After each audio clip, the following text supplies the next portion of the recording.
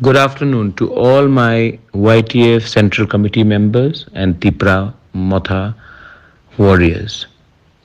This is a message हमारे youth के लिए, YTF के लिए. मैंने आज ही बहुत यूथ लीडर से बात किया है और ये मेरा सोच है कि आने वाले 1 महीने के अंदर नेशनल पार्टी पैसा देखकर हमारे अंदर डिवीजन डिवाइड एंड रूल का पॉलिसी शुरू करेंगे.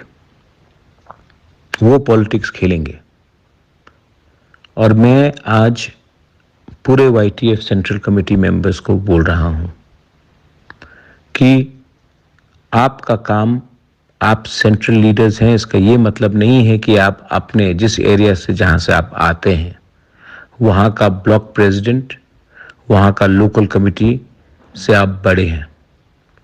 ये जो हमारा ग्रेटर तिपरा लैंड का फाइट है, कोई किसी से बड़ा नहीं है.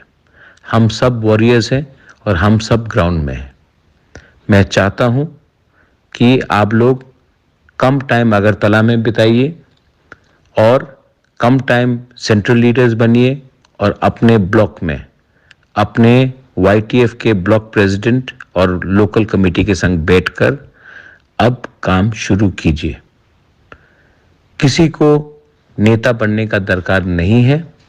सबको अब अपना पोस्ट के बारे नहीं सोचकर लोकल कमेटी में, ये मैं सेंट्रल कमेटी को बोल रहा हूं, आप लोग लोकल कमेटी में, ब्लॉक में कोऑर्डिनेशन टीम बनाइए और उसके संग एक होकर, बड़ा नहीं छोटा नहीं, एक होकर ब्लॉक प्रेसिडेंट हो, ब्लॉक वाइस प्रेसिडेंट हो, ब्लॉक में जनरल सेक्रेटरी हो और सेंट्रल लीडर हो, एक होकर अपने एरिया में, किसी और के एरिया में नहीं, अपने एरिया में काम शुरू करो.